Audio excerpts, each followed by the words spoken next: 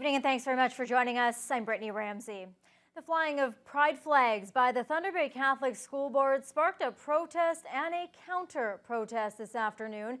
Members of the Catholic Church staged a rally against the pride flag today, and while that group remained in their vehicles, the pride supporters were a lot more visible and vocal. Catalina Gillies reports. For the third year in a row, the Catholic Board is raising the pride flag, including at more of its schools across the city. But these Catholic Church members are not happy about the initiative. They protested against the board's inclusion efforts by driving by the board office with disapproving signs on their vehicles. We asked them for a comment, but they refused. Word about their planned protest quickly spread on social media, leading to around 60 counter-protesters showing up to support the LGBTQ community. Rainbow Collective President Jason Veltri says it's unfortunate that in this day and age some people still have this mindset, but he was pleased to see so many supporters come out. The majority of our city don't see the flags on Catholic schools as a problem. They saw it as a problem that they weren't being flown. And now in 2021, they're on every school today, and that's an important symbolic step forward.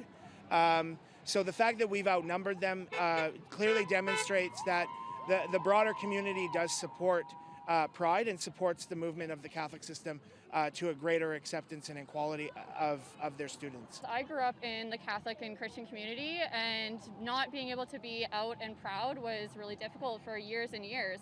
Pride supporter Liz Boyas says she wishes the protesters were more accepting and loving, but believes they are a small outlier in the positive direction that the church is moving towards. Now that I'm out proud and able to be out here, I'm so happy to support and make sure that my voice is heard. Being able to see that flag fly up high, it just shows how proud we are, and I can't even describe the elated feelings that I have inside. It's wonderful. The flags will continue to fly high at the school board and various schools for the entire month of June. The school board, along with its community partner Thunder Pride, are planning even more events for this month in celebration of pride and inclusion in the community. Catalina Gillies, TBT News. A Thunder Bay man was one of two people killed in a tragic skydiving accident this past weekend near an airport in Gatineau, Quebec. 31-year-old Greg Hay was an avid skydiver who had pursued the activity in several parts of North America. The other victim was a man in his 20s.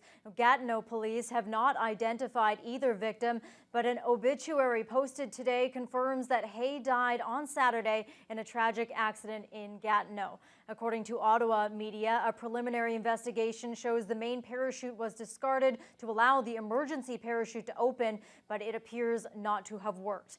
Police are working with the coroner and other agencies to investigate this fatal accident. Trial dates have now been set for two of the men charged in the murder of 40-year-old Lee Chiodo 2 years ago. A third suspect is expected to enter a plea next week. Chiodo's body was found on Mission Island in February 2019. Over the course of the next 10 days, the Thunder Bay police investigation led to the arrest of three men, all of whom were charged with kidnapping and first-degree murder. 49-year-old David Huey of Thunder Bay and 29-year-old Musab Kamis Saboon from the Kitchener area will both have their cases tried by judge alone starting on December 6th. The third suspect, 29-year-old Marshall Hardy Fox, who had turned himself into police, is due in court on June 9th. He's expected to enter a guilty plea at that time, likely to a lesser charge. Hardy Fox and Huey are currently free on bail, while Saboon remains in custody at the Thunder Bay District Jail. On to COVID-19 now. The daily case count is back down into low single digits today, and the district has also hit a major vaccination milestone. The health unit reporting 3 new cases today. 2 are in the Thunder Bay area, the other in a First Nation community. 1 is due to close contact and 2 have unknown exposures. Also, no new variant cases have been identified. The total case count now sits at 3,237. 54 are considered active. That's unchanged from yesterday. Meanwhile, the district has now surpassed 100,000 vaccinations. More than 104,000 shots have been given out as of Saturday. About 8,400 were administered last week, which is down from a record of 11,000 a week earlier. 64% of adults and 53% of the total population has now received at least one dose. 12% of adults and 10% of the total population is now fully vaccinated. Ontario is reporting its lowest case count since October. There are just 699 new infections today. That's down from 916 yesterday. But those hoping this sharp decline means kids will soon be allowed back into the classroom may be disappointed. As Colin DeMello tells us, the province is considering keeping schools closed until September. With 4 weeks remaining until the end of the school year, the Ford government is unofficially closing the door on classrooms. Sources tell CTV News the Premier met with a high-ranking government committee on Monday to make the call. Health Minister Christine Elliott, who sits on that committee, insists the decision is not final. There's still a final determination that has yet to be made. Sources say the Ford government is partially basing its decision on internal polling that showed a majority of Ontario residents would rather keep schools closed in order to restart the economy in June. But the Premier will meet with his cabinet tomorrow to make the final decision. Critics say parents have been growing impatient. Absolutely, parents deserve clarity, and they've been telling me that they're extremely frustrating with the lack of clarity from the Ford government. At the same time, the province is preparing for the end of the stay-at-home order just after midnight. The government says it's not going to change much. The province-wide shutdown remains in effect, and you can't see your friends or family either. The restrictions on limiting outdoor gatherings, all of those things still remain in place. It is simply a removal of the stay-at-home order in and itself. But business advocates say there's no reason for the lockdown to linger. I think we are past the time that we should be able to speed up Ontario's reopening plan, and that's why we're calling on the government to tomorrow open at least patio restaurant dining, hair salons, retail capacity. Step one of Ontario's reopening is slated for June 14th. The government is being coy about speeding up that timeline. So all of those conversations are happening with the Ministry of Health, with the health experts.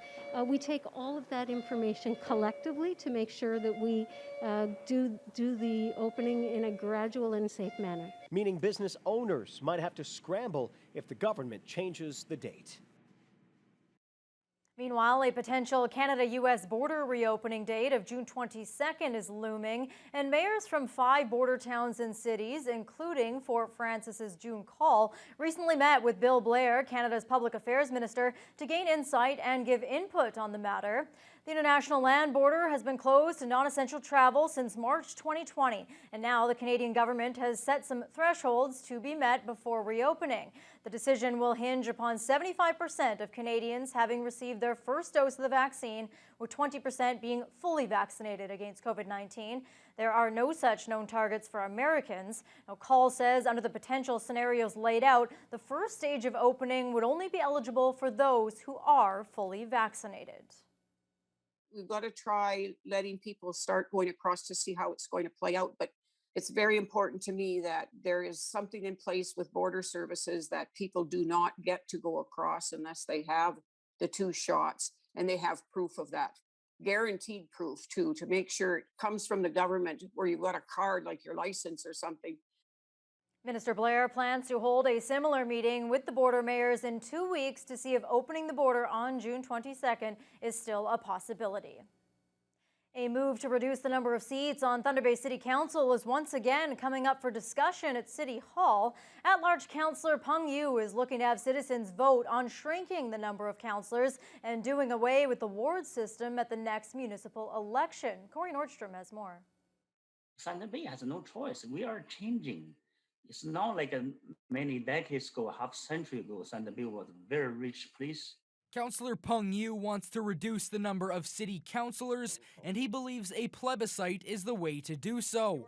Thunder Bay's next city council meeting will include his motion requesting that voters in the 2022 municipal election are asked if they support a reduction in council from 13 to 9, with all 8 councillors voted in an at-large style. Our representation is, for 12 councillors and mayor for our population is kind of high. And you hear they always send a letter to the editors and talk about that change, and also the city council. Every term, the city council talk about the change. Councillor Kristen Oliver posed a similar idea to council more than 6 months ago, though hers was to review city council's size and composition. Oliver's review of city council was delayed until 2023 based on timeline complications resulting from the COVID-19 pandemic. We're limited in how we interact and how we meet and how we consult with the community.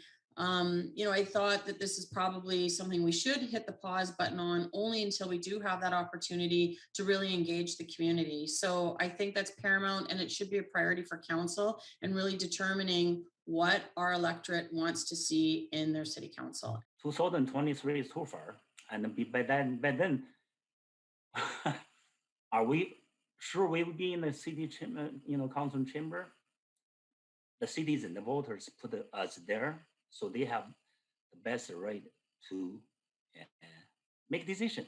But it's the manner in which the at-large councillor is going about this that doesn't sit well with Oliver. She believes citizens should have more say than a yes or no on something that will do away with the hybrid ward system. Arbitrarily deciding that we're just going to put a plebiscite question on that says reducing to 9 and with one mayor and all at large essentially takes that decision-making process away from the community. And I think that's where the discussion really needs to focus and hone in on Monday night. Corey Nordstrom, TBT News. A group of 5 Northern Ontario mayors is echoing the call from other municipal leaders across the country, asking the federal government for more money to end chronic homelessness, particularly among urban Indigenous people. That was one of the main topics at today's Northern Ontario Large Urban Mayors virtual conference. Thunder Bay's Bill Morrow says Ontario alone needs about $490 million from the feds to address the issue. The Federation of Canadian Municipalities and Ontario's big city mayors have also been lobbying Ottawa on the issue.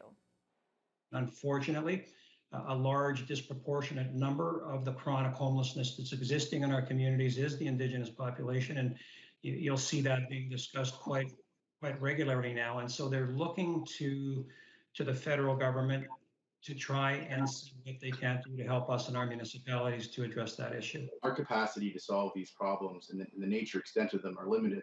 And it's clear when you look at the data year over year that the problem isn't getting better. So we're not being successful.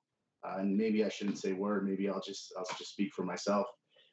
I'm not being successful here in Sault Ste. Marie in finding the care and helping develop the solutions that the magnitude of the problem requires. We need help.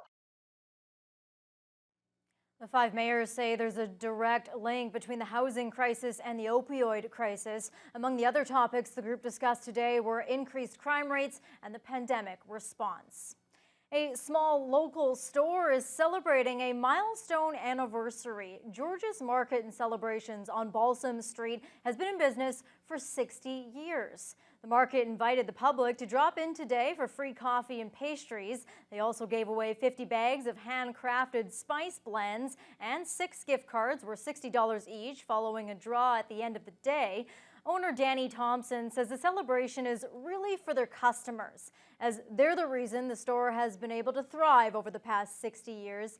He says this major milestone means so much to the Thompson family. It's amazing. We're so overwhelmed and grateful for all the support that all of our wonderful customers and staff and family and friends have given us over 60 years, right? And my parents, my mom and dad, George and Dolores Thompson, it's just an amazing, we're overwhelmed today. It feels great. It's a great feeling. George's Market offers everything from fresh meat to flowers and have high hopes they will continue that tradition for another 60 years. George's Market, my go-to spot. I love it. I love it there.